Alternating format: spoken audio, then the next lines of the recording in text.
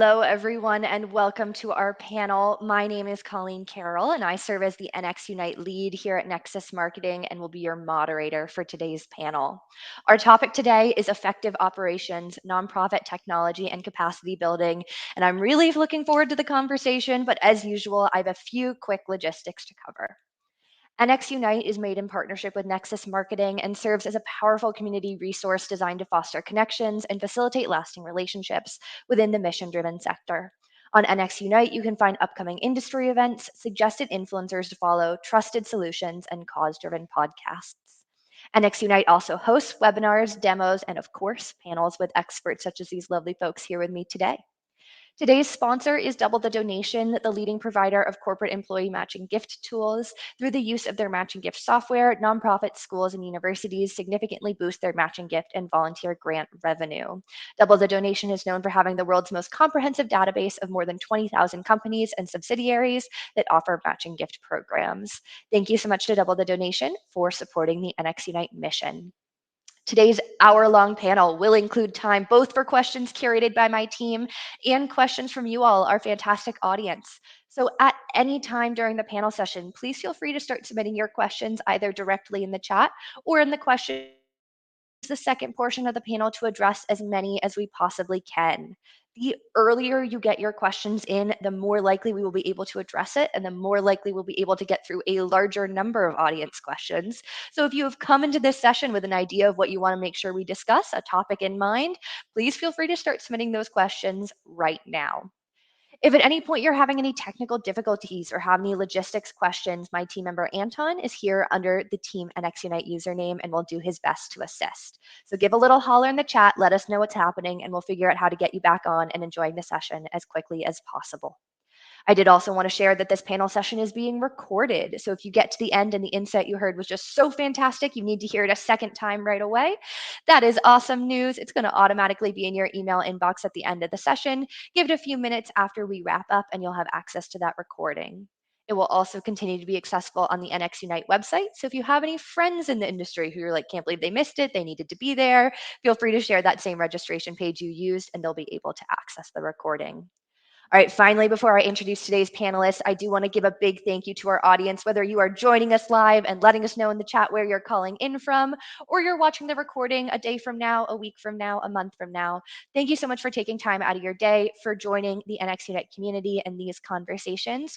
And if you are joining us live, I do hope you will submit those questions so we can address the topics relevant to you and your team. To begin with the introductions, I would first like to introduce Mackenzie Burke-Buckler. Mackenzie serves as Partnership Success Specialist at Double the Donation, the leading provider of matching gift automation software. With a Master of Marketing degree, she understands the importance of nailing messaging and creating cohesive campaigns that resonate with audiences. Through her role, Mackenzie works with fundraising technology companies to help nonprofits and educational institutions leverage the power of corporate matching gifts. Glad to have you, Mackenzie. Yeah, really excited for this discussion. Also joining us today is Jen Taylor. Jen is the founder of DeepY Design, a firm that helps nonprofits who use or want to use Salesforce for far more than fundraising.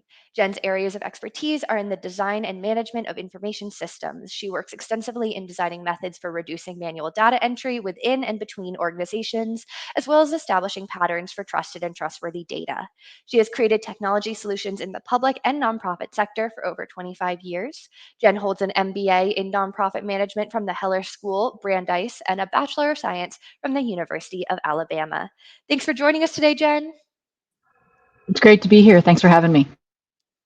Also joining us today is Jordan Berger. Jordan is the nonprofit and foundation practice lead at Fíonta. He has worked with Salesforce at nonprofits, foundations, government agencies, and Fortune 50 companies, and is excited to be able to use his skills to help nonprofits and foundations to achieve their goals. Jordan has an MA in International Relations from the University of St. Andrews, Scotland. He is a Salesforce certified administrator, nonprofit cloud consultant, sales cloud consultant, experience cloud consultant, service cloud consultant, data architect, business analyst, sharing and visibility architect, platform app builder, and strategy designer. Jordan lives in rural Washington County, New York, with his wife, new baby boy, and dogs. You can find him tending to his bees, working in his garden, swimming, fishing, and hiking in his spare time. Thanks for being here, Jordan. Thanks, Colleen. Happy to be here. Also joining us is Chelsea Lamego. Chelsea is the co-founder and CEO at FundMiner, which she founded after working within advancement operations for 5 years at the University of Texas, El Paso. She oversaw gift administration and compliance functions, database and reporting teams, gift processing teams, research, prospect management, budget, and HR functions. FundMiner empowers education and nonprofit organizations to raise more money, effectively administer funds, and reduce risks through a comprehensive suite of solutions that focus on effective gift administration. Chelsea, thanks for being here. Happy to be here. Thanks for having me, Colleen. Thank you.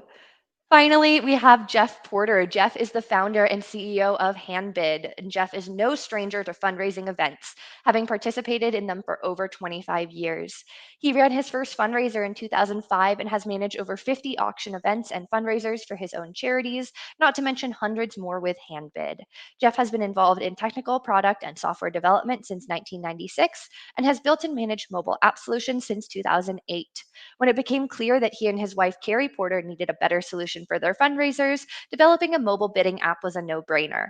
The result, Jeff and his wife, Carrie, developed and launched Handbid in 2011, and the rest is what they call history. Jeff, glad to have you on this panel. Happy to be here. Thanks, Colleen.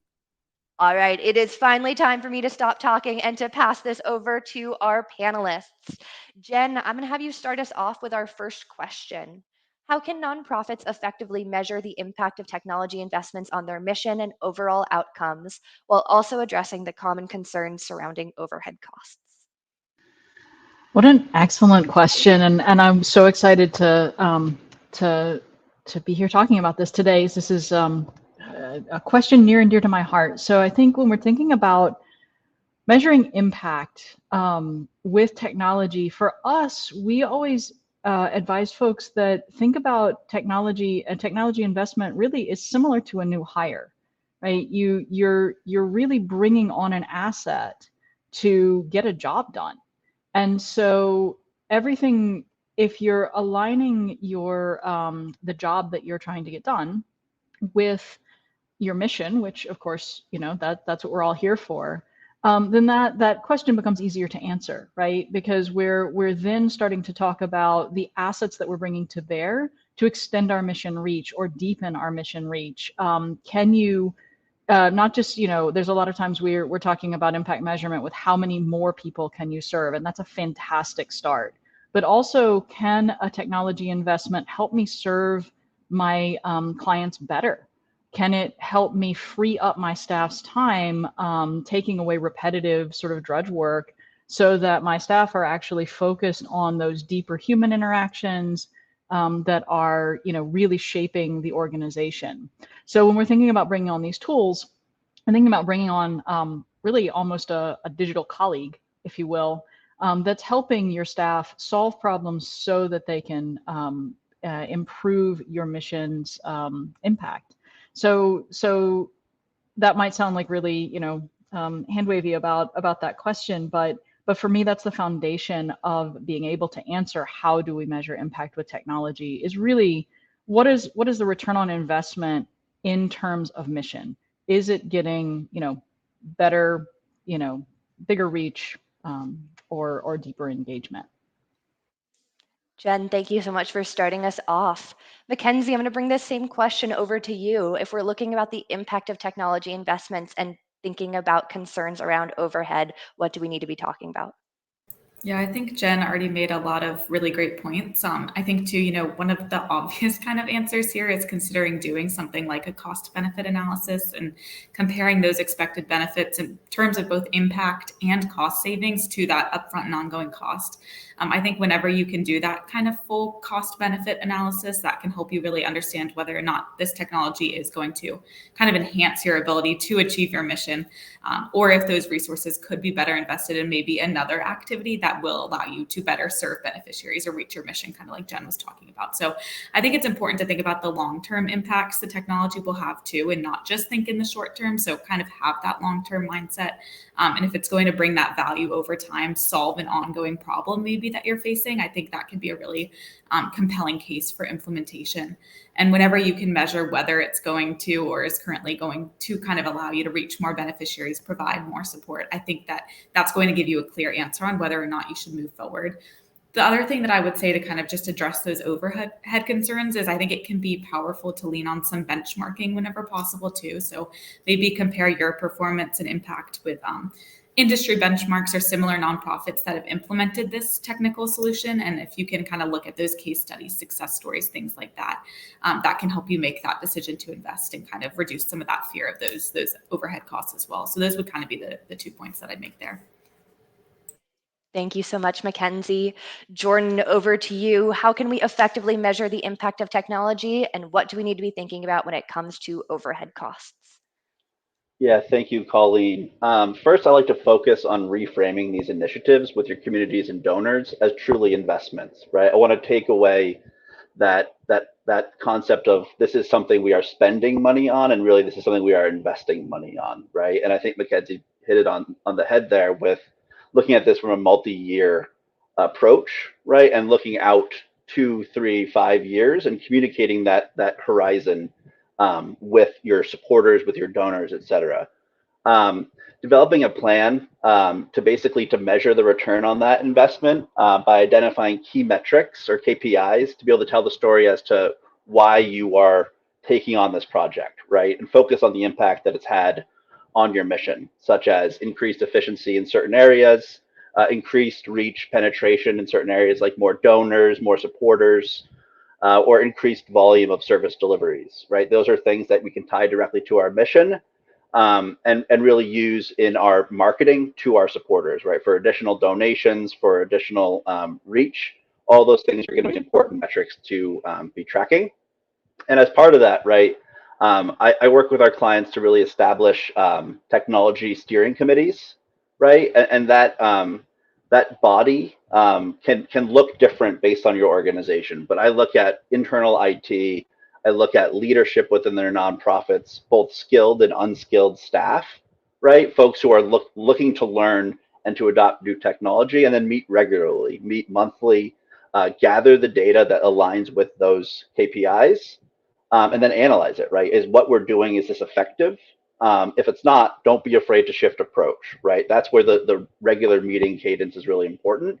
So that you can basically say, you know what, we've tried this, it's not working. Let's try something else before it becomes, a suck on your budget or whatever, right? So being regular in your cadence, and then as I mentioned earlier, right, communicating your progress to your supporters, right? This goes to your statement around being mindful of overhead costs, right? And being able to say, hey, we're doing this. This isn't a black box. Adopting technology is hard. And most of our supporters and donors, or your organization supporters and donors, know this, right, from their own business or personal life. And being able to kind of share those challenges really, I think, bridges a gap between the external and the internal when you're going through these big changes.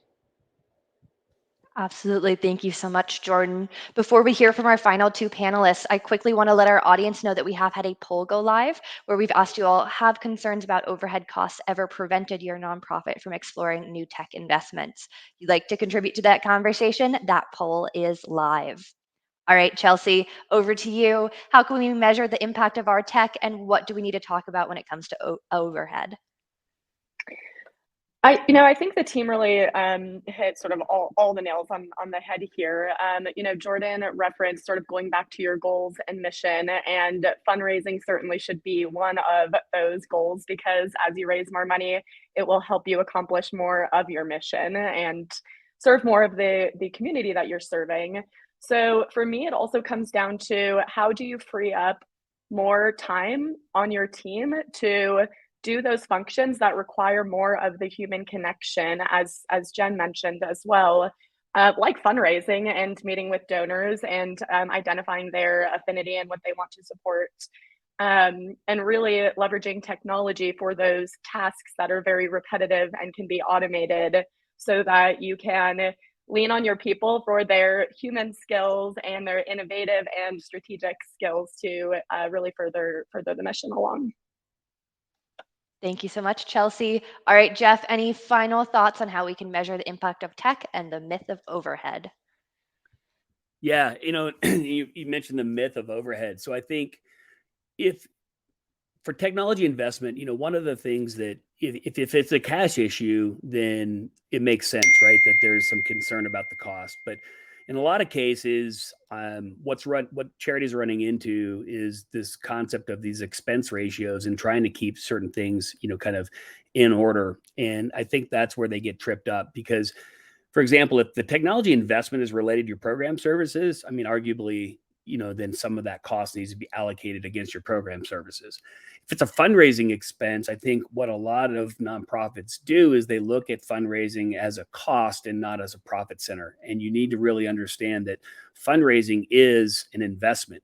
And you should expect a return on that. And so, what a lot of the panelists are sharing is a lot of the tactics and processes that a for-profit business would go through. And it might sound scary to think about business cases or ROIs and KPIs and what the heck are all those, and how do I go track those or even establish those. But really, what it comes down to is, if I'm making a technology investment, I do need to have some sort of hypothesis or understanding of what do I expect the impact to be. And then I do go measure that. And then you react to that. But you do have to stick it out for the long term. McKinsey's right about that. I mean, you can't just swap technology out every year because it didn't give you the results you expected. You need to look at it and say, we're going to invest in this for a few years here. And we're going to make adjustments after year one if it doesn't meet our expectations. But what we see a lot of organizations do, especially in our world where it's fundraising event software, is they bounce from platform to platform. And all it's really doing is not allowing them to kind of establish a foundation from which they can really do establish an ROI from it. Thank you so much, Jeff. I wanted to check in on that poll. Again, we asked you all, have concerns about overhead costs ever prevented your nonprofit from exploring new tech investments? 93% of you said yes, budget limitations often hinder tech investments. And 7% of you said no, we prioritize tech for our mission. So thank you all so much for filling that out. I think that is helpful context for this conversation. All right, Chelsea, I'm going to have you start us off with our next question. What strategies and best practices can nonprofits employ to seamlessly integrate technology into their operations and improve efficiency? So I think when it comes to integrating new technology, I find that identifying who the main point of contact really is, or if it is a committee, that works too, but really having those sort of champions that are going to move along the project. From there, I think it's very much a project management function. So keeping up with, to-dos along the process and who needs to do what and when, and a lot of follow-up. But what I think actually ends up being even harder, and we sort of alluded to this with the long-term investment concept, is the ongoing upkeep, and who's going to keep that project driving forward even after that initial meeting or initial committee where it gets up and running. And for me, I love processes, and I'll always go back to processes. And so I really like to answer, how are the things that need to happen going to happen? Who's ultimately responsible for each of them? When does each item need to happen, and on what recurring cadence? And then how are you going to make sure that's happening? So my sort of compliance background comes into play here, where it's like, what's the process for the process, and the process to make sure the process is happening, and then what compliance process is in place to make sure that that process is checking the other one. And of course, all of that also really comes down to documenting things. And I think the earlier you can document processes, the better. I find, based on some experience before, sort of documenting a process from the ground up and then refining it over time is much easier than not having one in place for a long time and things sort of, going into turmoil and then trying to backtrack and draft it all. So I really like to sort of answer those questions of what exactly needs to happen on a recurring cadence to keep this moving forward, who exactly is going to be responsible for each of those steps, and what processes are we putting in place to make sure that all of those things are happening. Thank you so much, Chelsea, for starting us off with that question. Jen, I'm going to bring the same one over to you. What strategies and best practices can our nonprofits employ to integrate tech into their operations and improve efficiency? Sure. Yeah. I think, following on what Chelsea was saying, process is the key, and pulling on a theme from Jordan's earlier comment too about the regular meetings and the team engagement, right? Bringing that design, the ownership, but also that ongoing view, because the technology investment is not a one-time thing. It's an ongoing, maintenance consideration. As your processes evolve, your technologies also have to be evolving. And so, again, kind of just as Chelsea and Jordan were talking about on both of those threads, right? Making sure you have that vehicle for that process for that is just so critical. We often remind our clients that technology is just the embodiment of all the decisions that your organization is making, particularly some of your more core, like your CRM and things like that. And so it really is, I think a lot of organizations make the mistake of trying to choose a technology first, something that they like, something that worked at their old organization, whatever, and then force their processes to fit. But really the technology should be chosen as it aligns to the processes that you've already established, as Chelsea was saying. And so again, that's where that governance, that ongoing meetings, the understanding. None of these things are exciting or fun or shiny. And so people kind of like to neglect them. And the organizations that are highest performing with technology, in my experience, are hitting so much more on the process, the engagement, and the maintenance, that any tool they bring on is a much higher likelihood of success. Thank you so much, Jen. Before we move to our other panelists, I do want to let our audience know that next poll is live, where we've asked you all what has been the biggest challenge when implementing new technology. All right, Mackenzie, over to you. What strategies and best practices can we use to integrate our technology? Yeah, I think it all really just goes back to getting team members really up to speed and kind of investing in that training and capacity building for your staff. I think without that kind of initial upfront investment, the technology might integrate seamlessly with your systems, but you might not be making the most of that technology and really using it to its fullest potential. So I think team members who actually are going to be working with those technical solutions might not be the team member who went through the sales process or even recommended that solution, right? So I think it's important that you kind of invest the time for those team members to learn the new system and really understand it. I think from there, they can kind of maximize the impact of the technology. And then too, as new staff members join your team, make sure to get them up to speed on that technology too, right? Really bake it into that kind of onboarding process and make it easy for everyone to make the most of that technology as they join the team. The other thing that I'll touch on that we've kind of touched on throughout this whole panel as well is just in terms of improving efficiency, I always lean on what might seem like a kind of basic answer, but consider automation, right? And I think Jen and Chelsea brought this up earlier, but if you can automate those routine tasks and processes, that's going to be a really good scenario for you. I know automation isn't always the answer and you can't automate everything, but just take a critical look maybe at your day-to-day or month-to-month tasks and consider which of those, might be simplified by an automated solution, because like we've said, that's going to empower your team, free up their time to kind of strategize, innovate, and solve challenges that you're facing as well. Thank you, Mackenzie. All right, Jeff, over to you. If we want to seamlessly integrate our technology, what strategies do we need to be thinking about? Well, I'm gonna slightly disagree with some of the other comments around process and trying to get your processes down. I think for us, what we tend to find a lot of times is organizations that aren't flexible enough with some of their processes. So they're looking for a software solution that is going to exactly do what they want and it gets maybe 80 or 90% of the way there, or maybe it just does something slightly different, but it's still effective. But they're unwilling to really adjust their processes and ways of doing things. So, especially in the fundraising world, where a lot of the tools out there, maybe they work a different way. And so, what I would recommend is, if you have a core process and it is absolutely unbendable for whatever reason, fine. But I don't ever tend to see that that's always the case.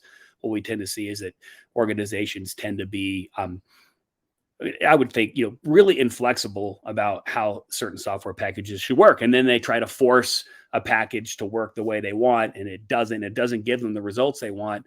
And then the result of that is then they go and they try to find a different solution that still ultimately won't work either. So first and foremost, I would say, please try to be as flexible as you can. Find tools that integrate. I know that came up in the poll that it's difficult to integrate with other systems. I would recommend you try to find, SaaS-based or cloud-based solutions as much as possible.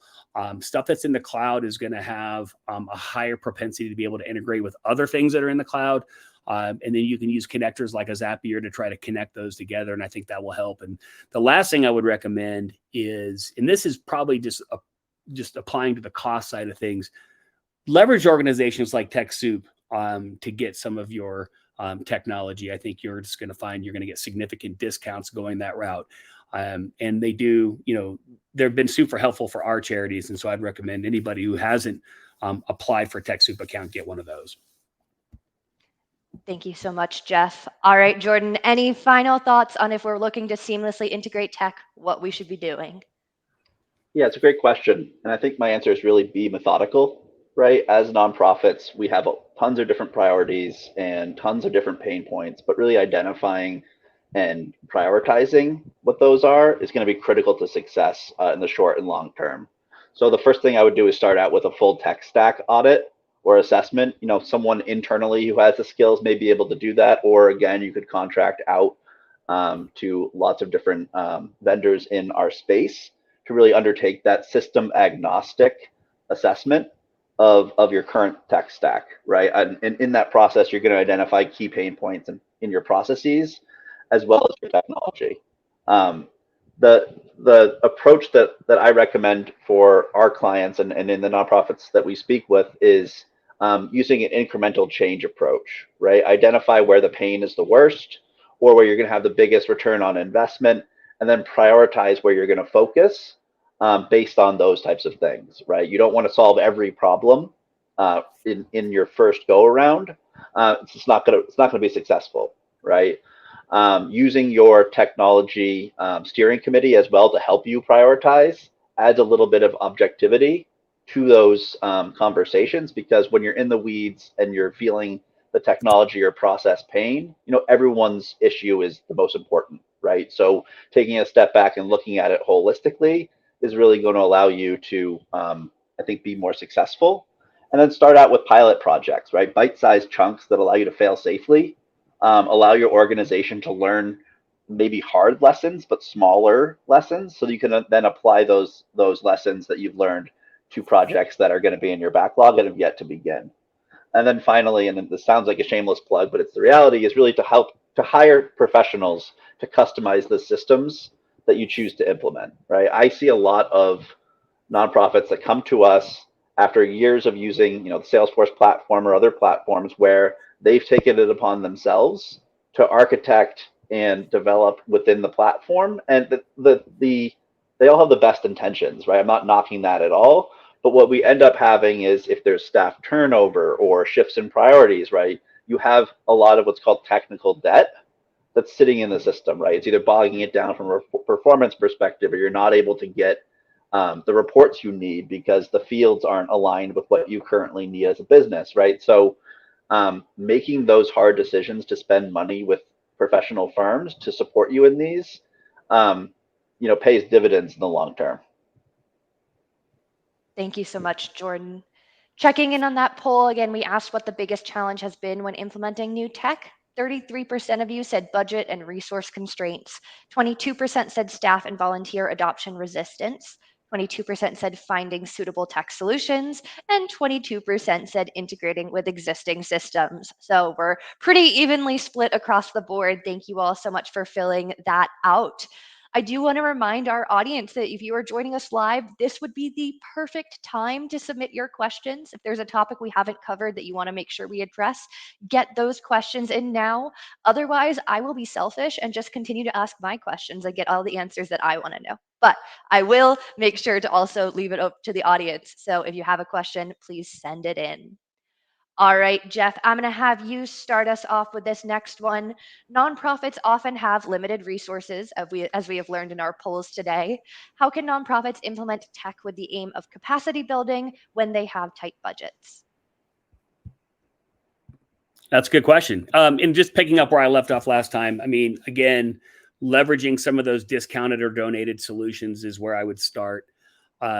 Looking at cloud-based or open source solutions is another place that you can reduce costs. I mean, it has changed quite a bit. I mean, obviously I've been doing this a long time, and back in the day, you were buying, Windows licenses for every machine. You were buying Microsoft Office licenses for every machine, and now you can leverage stuff like Google Docs and stuff instead of having to use all of the proprietary solutions out there. And I think that those are effective for a lot of the charities. And then working with tools in a way where you can seamlessly integrate them together, I think will also help. And a lot of that you'll find in the cloud.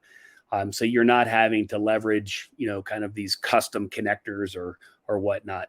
But outside of that, I would also say you do need to make sure that you are working with or have access to qualified partners to help you if this is something you don't have in-house. So find those types of partners or solutions, whether it's the vendor itself that you're buying the software from, or it's a third-party integrator who can help you kind of not just figure out which software solutions to buy, but also how to get those integrated with each other. Thank you, Jeff. All right, Jordan, over to you. If we're dealing with limited resources, how can we have tech that builds capacity? Yeah, Jeff had some great points. Just to build on that, what I like to tell our clients is to leverage your connections, right? Staff internally have skills or want to be trained on them. So making sure that you give those folks the opportunity to be engaged is a cost-effective way since you already are paying them on payroll.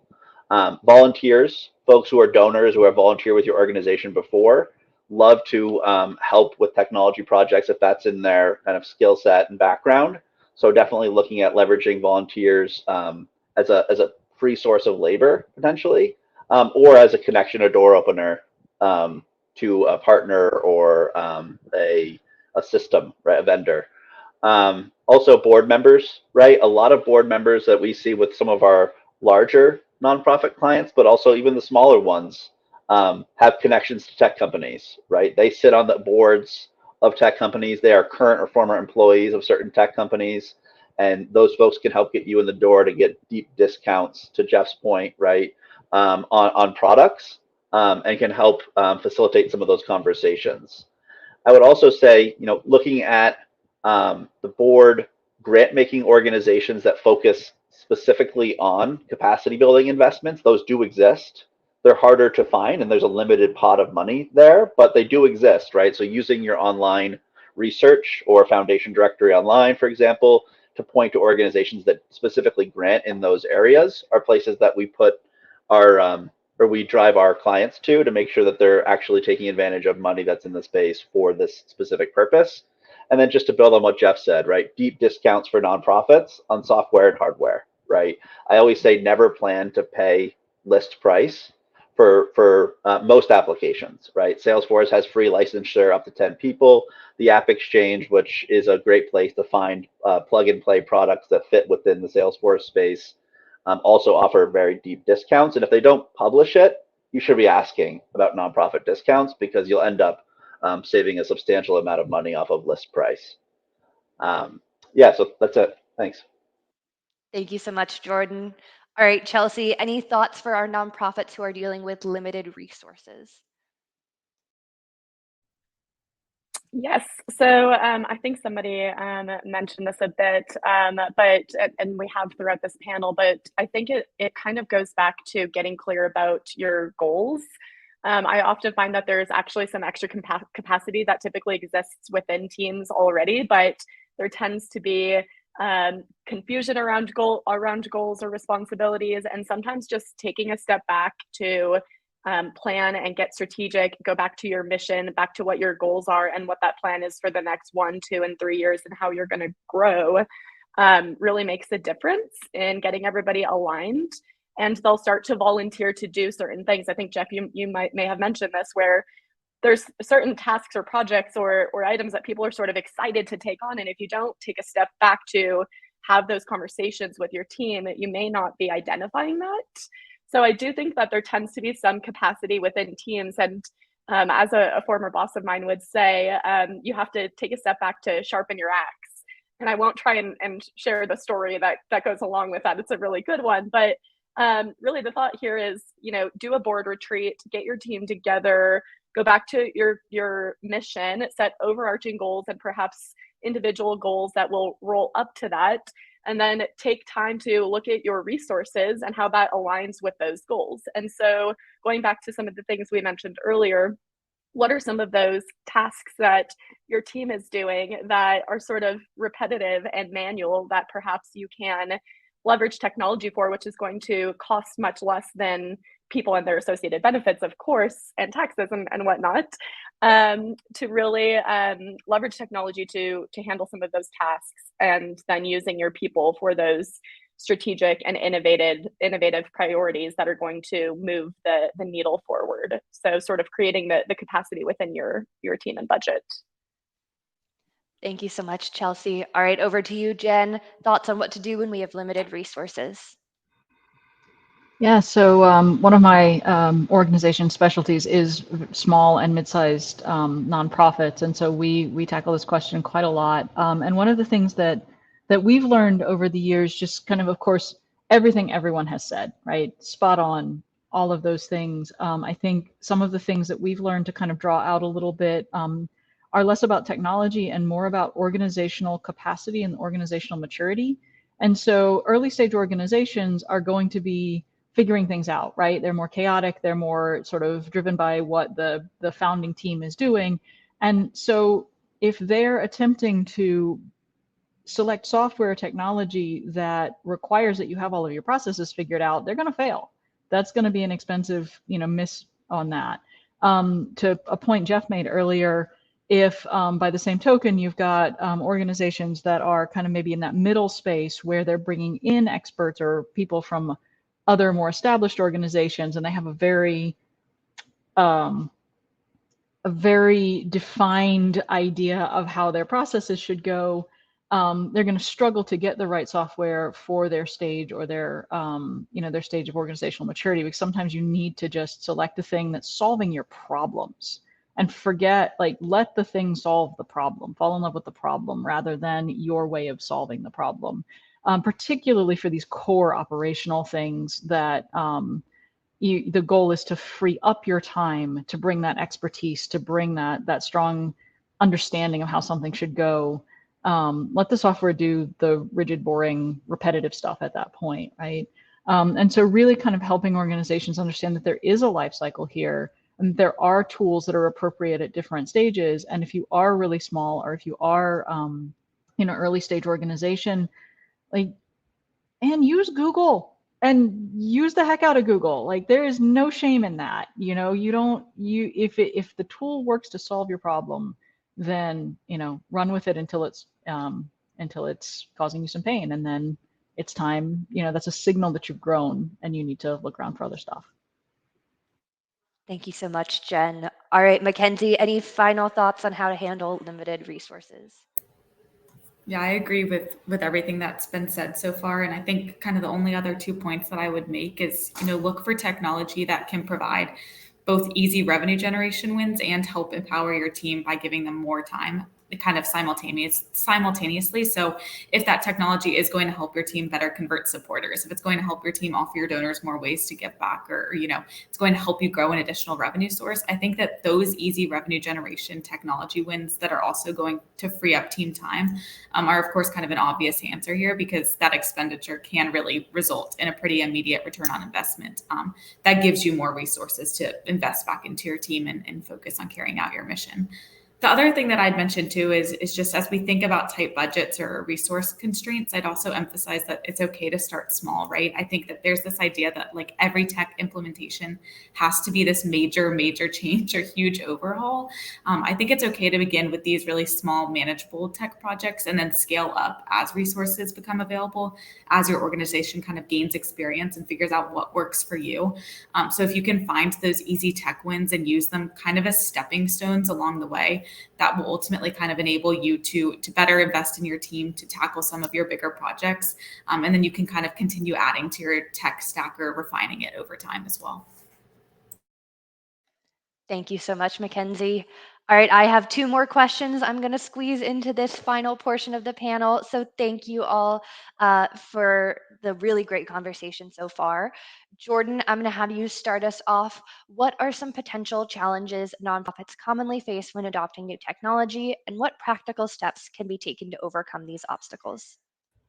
Sure, great question. I'll focus on just one specific example that I think's been touched on by Jen and Jeff and others, but I think the solutions or the next steps after identifying that problem can apply to other adoption challenges as well. So we see a lot of organizations that have entrenched staff that have particular processes and have done them for a long time in a certain way, right?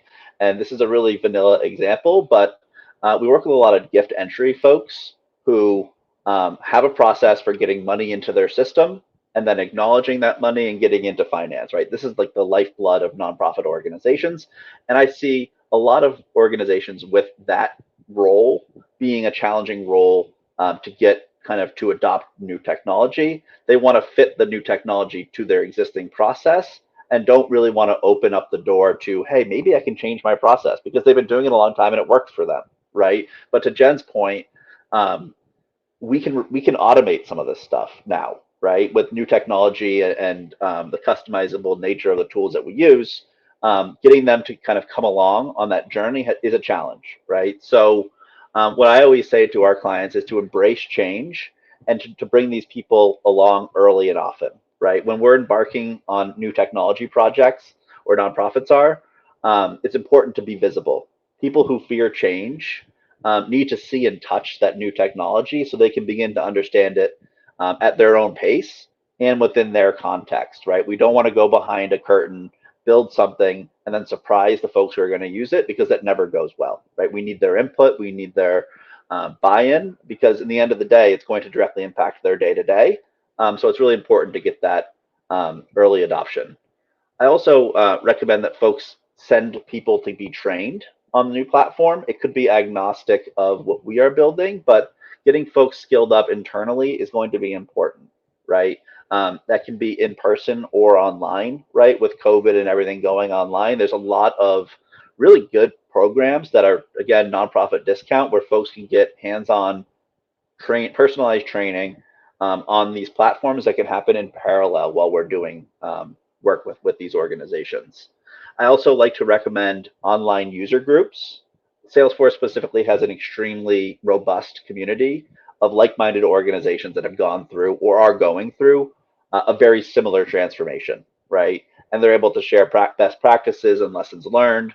You're able to provide your lessons, and you can really develop long-lasting relationships and apply those learnings to your technology transformation.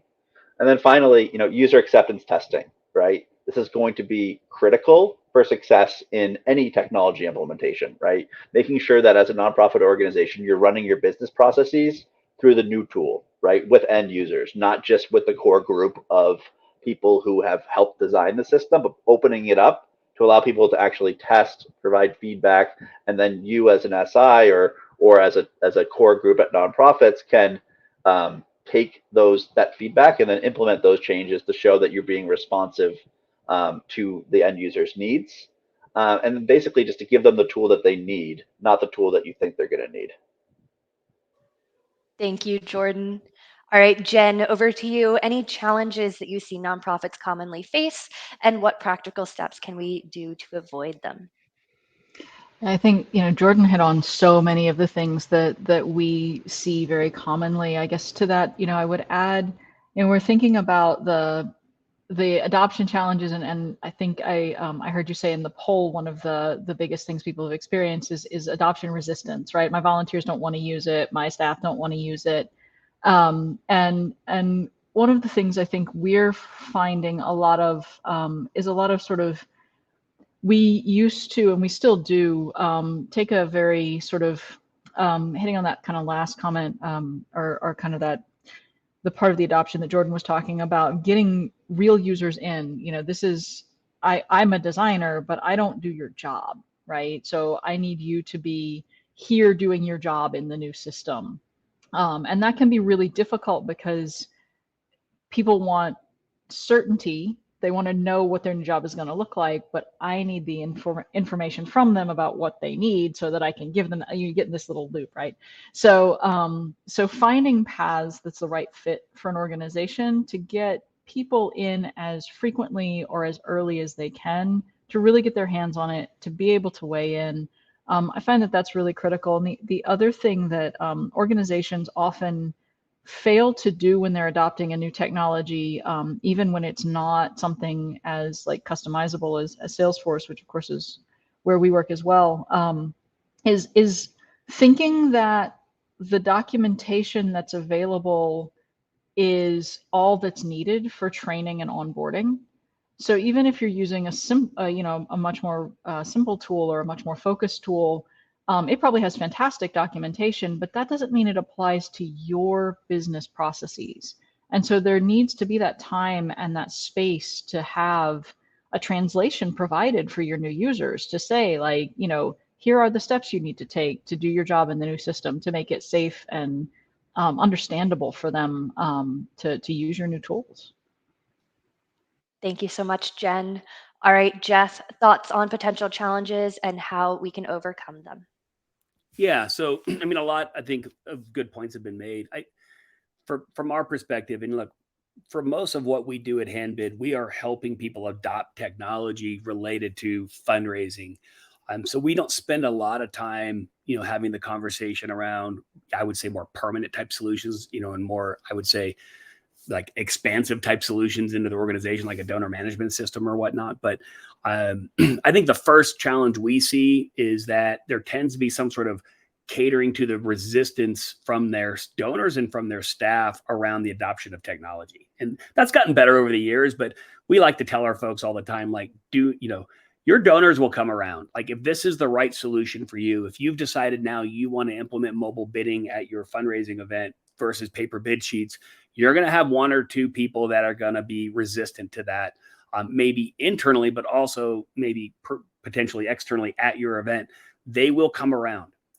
What you don't want to do is continue to let a small minority of people, either internally or externally, even on the board, really kind of hinder your ability to advance yourself. And so what we tend to say is like, if you continue to do that, you will continue to bounce around. And so when you go back in year two to that next fundraiser with mobile bidding, that donor that complained last year, they're there for your cause, right? So it's very unlikely that they're going to decide they're not coming anymore because you're using tech. They'll just say, okay, they are serious about this. All right, I'll get on board. And I've even personally experienced that. So I would say, number one, you take yourself down because you're afraid that a particular donor or staff member or board member is going to be resistant to it. You just kind of need to press through that. The other thing that I think we see, and look, I understand we have a lot of Salesforce consultants on here, but we do see a lot of organizations that are attracted up front to the potentially low cost of like a software license and don't fully understand what it's going to cost to implement into their organization. So it looks great up front. And then in the long term, as they figure out how they're going to actually configure and set this up and use it, they're incurring a lot of costs they didn't recognize. Slightly related to that, but really not, but is this concept of hidden fees. I think in our space, we have a number of competitors who have fees that are not disclosed up front. And so it becomes a challenge because you can't effectively, predict an ROI when you don't know what all of your costs are going to be. And so I always recommend that people fully understand what are all the potential fees that are going to be incurred if I go down this path with new technology. And then the last one I say is, we call them sacred cows or sacred people. It's not always the process. I mean, sometimes, and Jordan's mentioned this too, like you have people that they don't want to bend. They don't like, this is how we've always done it. And even as it relates to fundraising, this is how we've always run a check-in at our event. Like, okay, well, there's a better way to run a check-in at your event. It has nothing to do with the technology. It's just a better way to do it. And they're resistant to that. But we also see it on the people side. Well, what's going to happen to Barb if I go implement this? This is what she used to do. Okay, well, now you're automating and now she doesn't have a job anymore. Okay, well, give Barb a different job, because it makes sense to make this automation happen, because it's not that it's going to not just, I would say streamline what Barb is doing, but it might improve your data accuracy and all these other things that would impact the business in better ways. And I understand that it can't always be about the staff. And sometimes when we're chatting with charities, unfortunately, it is. Thank you, Jeff. All right, Mackenzie, what are some challenges and how can we overcome them?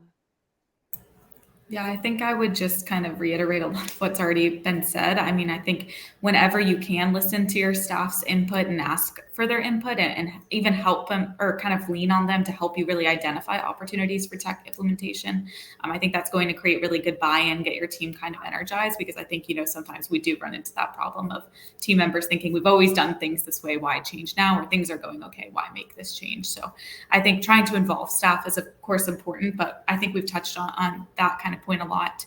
I think the other challenge that I see a lot is when your systems don't talk to each other and maybe are a little bit isolated. So I think in a lot of instances, or most instances, you're going to want your tech solutions to talk to each other. And so I think to overcome that, whenever possible, looking for technical solutions that have those turnkey seamless integrations with your solutions is really important. You want to be able to have your systems kind of work together really seamlessly so that you can really provide a empowering donor experience. You can capture and have really rich analytics on hand, and you can ultimately really kind of evaluate your efforts over time and then fine tune them and improve them. So I think looking for ways for your systems to talk together and work together is really important as well. Thank you, Mackenzie. All right, Chelsea, any final challenges and how we can overcome them? I would agree with much of what is already said. I think the biggest items that came to mind are really adversity to change across the organization outside of your champion. And so making sure that you get that initial buy-in and have those early on conversations and workshops to understand their pain points and needs and how your solution will help them in their jobs directly, but also how it will contribute to that overall organization's mission and goals.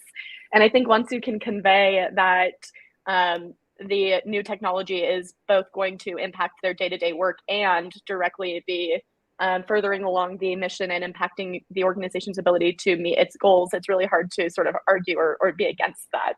So I think it's really kind of listening and working with those different key players.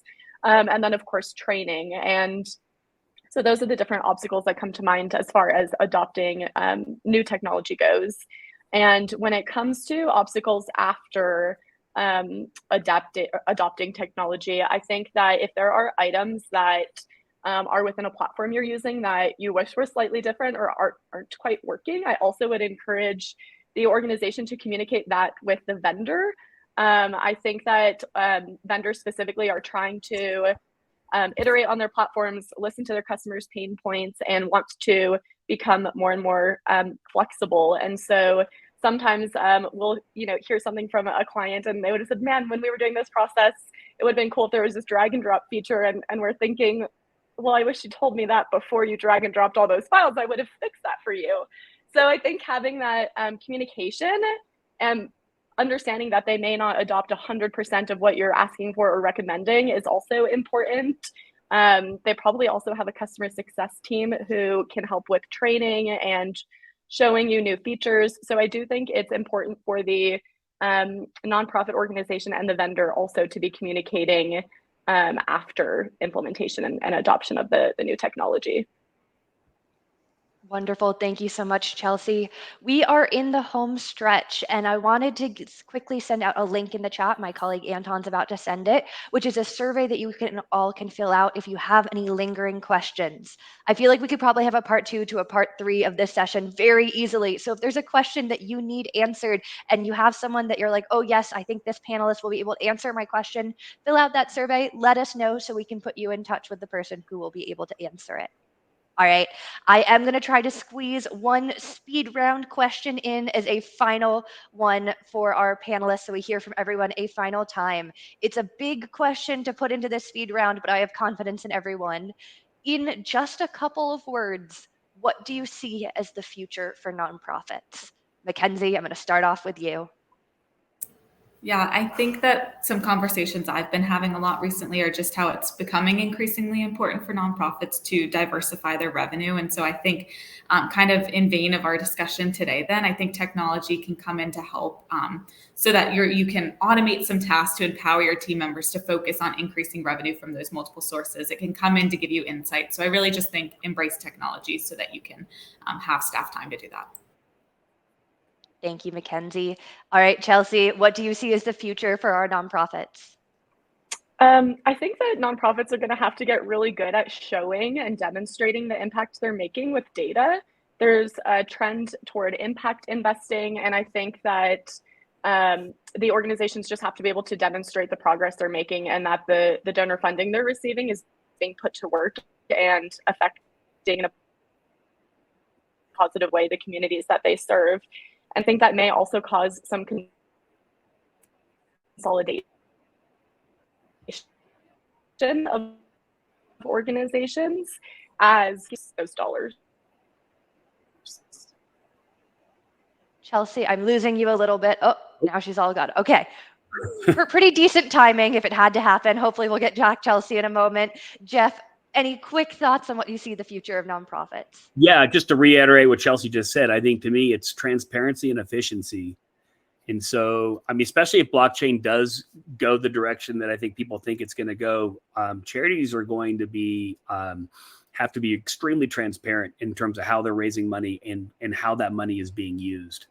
And so they're also going to need to get more efficient as well. So those are the two key things I think as they relate to technology that charities need to focus on. Thank you, Jeff. All right, Jordan, thoughts on the future? Yeah, I would just say learning about adopting and leveraging artificial intelligence while also taking into account ethical considerations and data security, right? This is new technology, but it has the potential to be a game changer. So yeah, definitely AI. Thank you. All right, Jen, final thoughts on the future? Sure, bringing us back from what is the near future to the hopefully slightly nearer future from AI to just taking advantage of the availability of these cloud-based tools that have been brought into a cost and an understanding and reliability and security stance that is accessible to nonprofits. I think we're just starting to see a new generation of collaborative data systems that are like shared amongst multiple organizations, driving costs down, allowing for experts to really focus their attention on sort of single like micro deployments for certain types of projects. And so we have the toolkit now that we didn't have in the past to be able to really take advantage of some of those power tools while we figure out what's next with AI. Thank you so much, Jen. You all get a gold star for a really fast speed round. I appreciate it. Huge thank you to our panelists. It's been a really great conversation. I know if we were in person, there'd be a round of applause. So just know that I'm sharing that through the screen emotionally today. I also want to give a big thank you to our audience. Thank you to those of you who joined us live. I really enjoyed seeing your comments about your own experience in the chat. I also want to give a big thank you to those of you watching the recording. Appreciate your time. We do have a packed fall of panels ahead of us, so keep your eye out on the NX Unite website, the NX Unite LinkedIn page, if you want to find sessions that may be relevant to you and your team. All right, I want to give a final thank you to our sponsor of today's session, Double the Donation, and also one big final huge thank you to our panelists. Thank you all so much for your time. All right, that is it from me. Have a nice day, everyone. Thank you all.